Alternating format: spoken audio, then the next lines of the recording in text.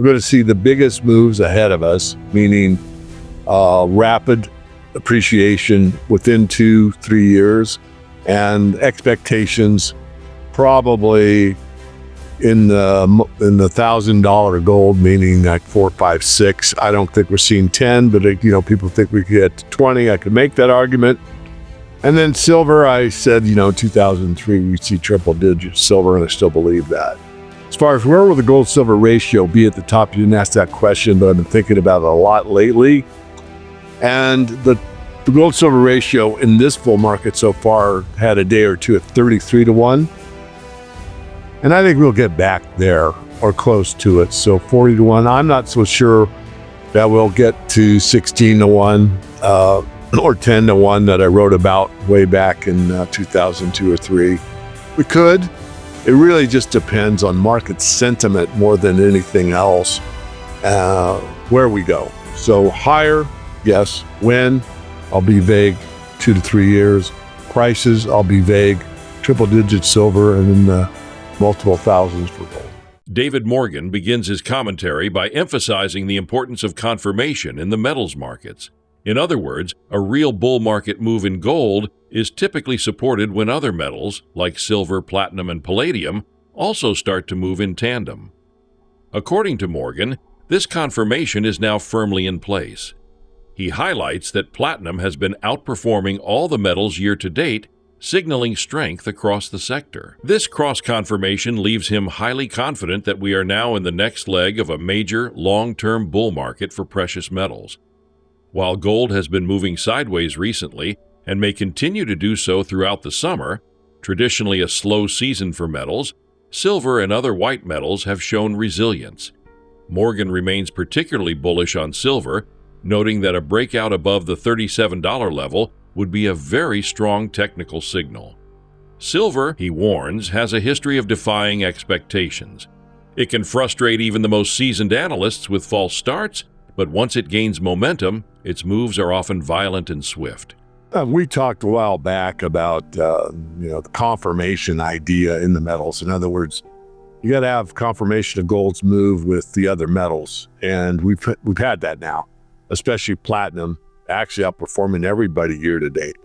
So I'm very confident, and I was before the confirmation, that we are in the next leg of a major bull market in the precious metals. Silver above 37 technically is very bullish, very strong, and silver could take off at any time. You never know. Silver can fool the best of us as far as wanting it to do something and it not performing the way you expect.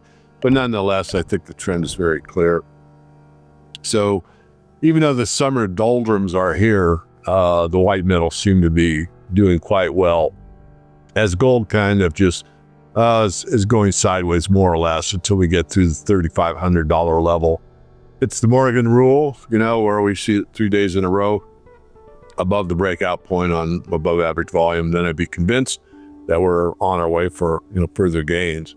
So I still think we're going to go sideways in gold through the summer. August is usually the weakest month for the metals, but overall very bullish, very happy, very pleased. I think the markets are moving at a pace that causes excitement, but not so fast that people will have the fear of missing out and think that it's only going to last another month or two, because that's not the case in my view. It's going to continue. There will be some very sharp corrections that will scare people, but nonetheless the overall trend is pretty clear. I've been studying markets, not just the precious metals market, but market theory. I'm not a big Elliott wave guy, but I've studied that, GAN theory, a lot of things. I used to trade futures for a living, so I have a good idea of a lot of technical indicators, and you really want the fundamentals. And the fundamentals of the Elliott wave theory is pretty much, there's 5 waves. There's 1 up, 1 down. There's 1 up, 2 down, 3 up, 4 down, and 5 up. And the 5th leg up, or the 3rd leg up, or the 5th wave is generally the biggest, and that's where the 90% of the move comes in the last 10% of the time. And that's true in real estate, it's true in the stock market, it's true in the tech bubble, true in almost all markets. It's not an exact science, it's an art form. But on that basis, I think that we're going to see the largest move could get a double from here. So you go from $3,000. You could do the breakout. The first breakout really was $2,000 gold. We just couldn't seem to get above that ceiling. And then finally we did. We got above 2,000, went to 3,500. Pretty short order. So you could take that 2,000 and you could double or triple it. You could say 4 to 6,000. And in time frame, 90% and 10%. What does that mean? Well, we've had basically a 20-year bull market, maybe more than that. That'd be 2 or 3 years. I'm thinking about 3. We've already started it maybe 6 months ago. So again, it's not a perfect science. So my take is we're going to see the biggest moves ahead of us, meaning rapid appreciation within 2-3 years, and expectations probably in the $1,000 gold, meaning like 4, 5, 6. I don't think we're seeing 10, but people think we could get to 20. I could make that argument. And then silver, I said 2003 we see triple digit silver, and I still believe that. As far as where will the gold silver ratio be at the top, you didn't ask that question, but I've been thinking about it a lot lately. And the gold silver ratio in this bull market so far had a day or two at 33 to 1. And I think we'll get back there or close to it. So 40 to 1. I'm not so sure that we'll get to 16 to 1 or 10 to 1 that I wrote about way back in 2002 or 3. We could. It really just depends on market sentiment more than anything else, where we go. So higher, yes. When? I'll be vague. 2 to 3 years. Prices, I'll be vague. Triple digit silver, and then the multiple thousands for gold. So I address this on Twitter, but not in the public. A lot of commentators, some Kitcos, some on LinkedIn, and other places talk about, the tier 1 aspect of Basel III. And I think Basel III is kind of overblown. I go back to the old market adage, buying the rumor, selling the news. The rumor's been out for a very long time, lots of commentary about it, and now the news is out there, it's enacted. So these analysts argue that Basel III is a bookkeeping reform, not a catalyst for gold buying mandates. Gold price remains driven, and it's really not. So gold remains driven by liquidity, central bank buying, inflation, and macro factors. I mean, those are the same drivers that were there before Basel III. The reform looks like it could be explosive to boost physical holdings by bank, but that's really uncertain. Really, it's reduced some of the trading desk and consolidated things, but I think it's a kind of a ho-hum at this point. I don't agree. Gold remains a tier 1 asset, which is bullish, not bearish. In effect, it's a gradual structural shift, not an overnight shock. Gold prices, again, remain tied to the gold liquidity, real yields, supply-demand fundamentals, and central bank policy. So it's not a no-brainer, but it's certainly not, I think, needs to be as hyped up as some others have said. It is significant, and I was looking at the dollar chart before we connected this morning, and it looks to me like we're on our way to maybe 91 or so in fairly short order. I mean, the administration wants us cheaper dollar. I mean, basically any nation state wants their currency to be cheap because they get an advantage as far as an export advantage. So as Jim Dines used to call a race to the bottom, everybody's competing against everyone else to weaken their currency. And this is a very sad state of affairs, but the dollar certainly going that direction.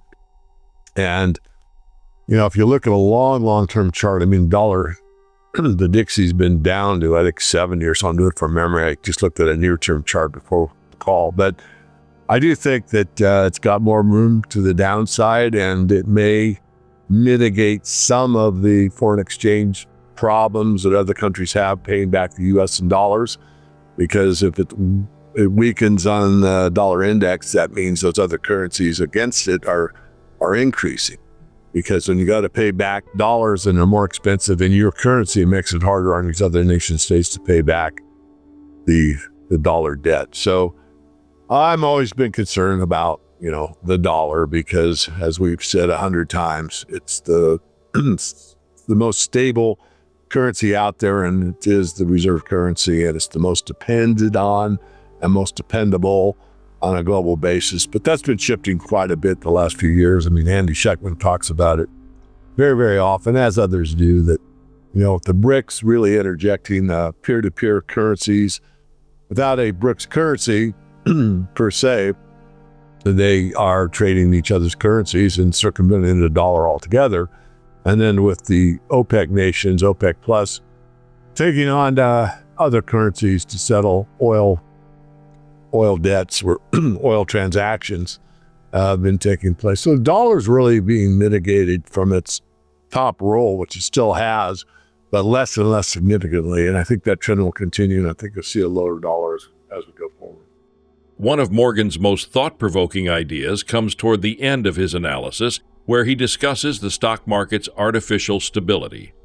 He recounts the events of 1987, when the U.S. experienced a massive market crash, leading to the creation of the Plunge Protection Team. Since then, markets have been under near constant support, whether through direct intervention or policy manipulation. He warns that this could result in a hyperinflationary stock market, a scenario where nominal values skyrocket but purchasing power collapses. This has happened in countries like Zimbabwe and Venezuela, where stock markets hit record highs while citizens suffered severe economic pain. If such a scenario were to unfold in the U.S., it would mean that while your brokerage account might look healthy, your wealth would be deteriorating in real terms. Morgan explains that the S&P 500 priced in gold has actually been in a long-term downtrend since 2000. This is the essence of his thesis. The stock market may appear strong, but when measured against real money gold, it has been quietly collapsing. Really tough one. I mean, it's, something I've thought about again and again and again. So I was, a fairly young man when the crash of 1987 took place. And that was really scary. I mean, no one expected to see that kind of a down day in the stock market. And once that occurred, they formed the Working Group on Financial Markets, better known sarcastically as the Plunge Protection Team. And what the powers that be that united under the working group did was they bought futures on the exchange, on the futures exchange, or like the S&P 500. They leveraged the heck out of it. So that's where a little bit of money has a lot of power because it's so leveraged. And they went in and they bought futures, and they were able to manipulate the market higher and overcome that really devastating, very scary market correction, which might have been needed in a real free market. But nonetheless, the Plunge Protection Team rescued the day. So pretty much what I've witnessed from that point till now is whenever there's the ability to see the market really make a rather significant correction, 20% or more, there's always somebody, something, the PPT, to come in and basically rescue the market and not let it falter too much. And there's reasons for that. I mean, there's so much tied to the stock market and the insurance industry and pension plans and 401ks and private pension works. I mean, really, if you had a 1930 style stock market crash where it was over an extended period of time and really couldn't, get off the map for quite some time as a metaphor, that would be so devastating to not only the United States and all the entities I named, but on a global basis as well. So I think there's a lot of power and emphasis to continue to provide the stock market with whatever liquidity is needed to keep it at a rather high level. They may not continue to move it higher and higher in real terms, because if you look at the stock market in terms of the stock market priced in gold, it peaked in the year 2000. That's 25 years ago. And that's the basis of one of these books back here called The Invisible Crash. Gold is a constant. An ounce of gold is the same mass anywhere in the universe. It doesn't change. So if you use that as the constant, you plot the S&P 500 against it or the Dow, you'll find actually they've been in a downtrend against gold. So what does that mean? It means that possibly, Elijah, and I'll get to the point, because this is very important, something I really wouldn't have thought of up until about the last 2 years. that if we get into a hyperinflationary depression, we could see a high stock market, which has very, very little value because the currency is being destroyed at such a rapid rate. I mean, if you want to look at some really well-performing stock markets, one of the best ever was Zimbabwe after they revalued. Venezuela, the same thing. I'm not saying the U.S. stock market's going to do that, but it does give me pause for concern that there's so much bias to keep it moving higher that we could inadvertently turn the stock market into something that is similar to a situation where you get into an inflationary environment where the stock market looks very good on numbers, but as far as protecting you from an inflationary blow-up, it doesn't really do it. It's better than the bank, but it may be better in real estate in some cases. But in those type of situations, and I'm not forecasting this, but I've thought about it, I never would have thought before that we would ever see anything in that manner in the U.S. stock market, that it was just too much free market influence still in those markets that no one could really overcome it and provide a inflationary environment where it just keeps going up. I've changed my view. I am not 100% on that, but I give it like a fairly high percentage that could take place. David Morgan's comprehensive breakdown is both sobering and empowering. His decades of experience in futures trading, market theory, and precious metals analysis offer a roadmap for understanding the economic forces shaping our world today. From triple-digit silver and multi-thousand-dollar gold to the quiet collapse of fiat currency and the illusion of stock market wealth, Morgan emphasizes preparation and perspective. We are entering the final, most volatile phase of the bull market in precious metals. As global trust in fiat currencies deteriorates, gold and silver are poised to reclaim their role as true stores of value. Whether you're an investor, a saver, or someone simply trying to preserve purchasing power, Morgan's message is clear. The time to act is now. Don't be fooled by the calm before the storm. The next few years could be the most dynamic we've seen in decades.